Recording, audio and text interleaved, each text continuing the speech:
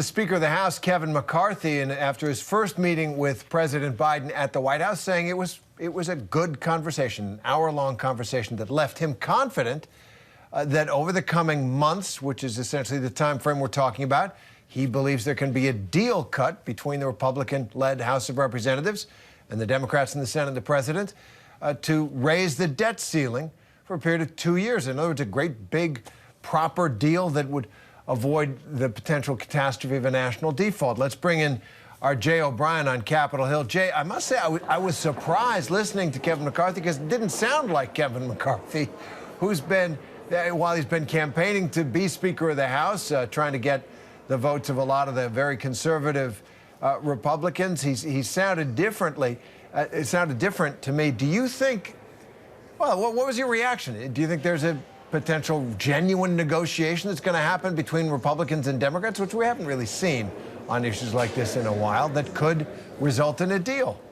Well, that's certainly how McCarthy is framing it, Terry. You're exactly right. It was surprising to some as he came out. He said that he had had a productive meeting with President Biden. As you heard him say, he said that they do have disagreements on this issue, obviously, of raising the debt ceiling, but he did see areas of common ground between the two of them. Another thing that McCarthy mentioned that's worth pointing out is he was asked what he would like to cut. Republicans have said they don't want to vote to raise the debt ceiling without serious spending cuts in the federal government. The White House has said that they don't want to negotiate with Republicans on spending cuts until there's an agreement to raise the debt ceiling. So McCarthy gets asked, what specifically do you want to cut? That's something that the White House has been challenging McCarthy to answer, and he says he doesn't want to negotiate in the press. Now, of course, both President Biden and Kevin McCarthy have largely been negotiating in the press up until this point, both saying that, laying out their demands in various interviews and various press conferences and statements and in a memo that the White House released earlier this week. But after they got into a room and had this out, you have McCarthy now stepping out before those reporters and saying, I don't want to get ahead of the president. I don't want to negotiate this in the press. And I do think we have areas, McCarthy says, that they have for common ground. There's another thing worth pointing out, and it comes in the last question there. McCarthy gets asked, if you came to a deal with the president, would you face any opposition to that deal potentially from Republicans in the House GOP conference? Meaning that if McCarthy strikes a deal with Biden and it has potentially some concessions, maybe it doesn't, what is the level of opposition that McCarthy could face amongst House Republicans? And McCarthy sidesteps that question. He says Republicans are united on the Hill. But there's certainly a concern in the McCarthy camp, and that's one of the reasons why they haven't committed to some cuts potentially, because there are Republicans who might oppose cutting one thing, who might be in favor of cutting another. We've heard House Republican leadership say they want cuts, they want government spending cuts, but what they've committed to is still unclear. Now, we don't know what McCarthy said behind closed doors with President Biden, if the White House offered any kind of cuts, or if Republicans said this is what they wanted to cut. But certainly in public, we don't know what Republicans are calling to slash to trade for raising the debt ceiling.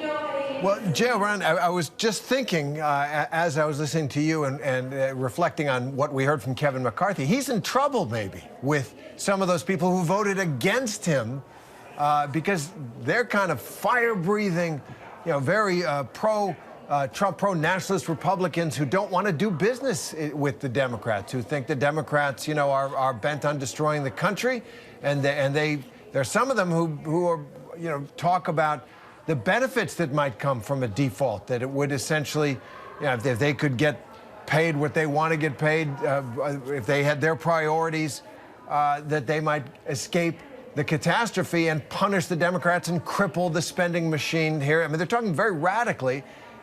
Kevin McCarthy was talking like a normal Speaker of the House there, and I just wonder if he loses support just by saying, hey, that was a really good, productive discussion with the president, we might get a deal here.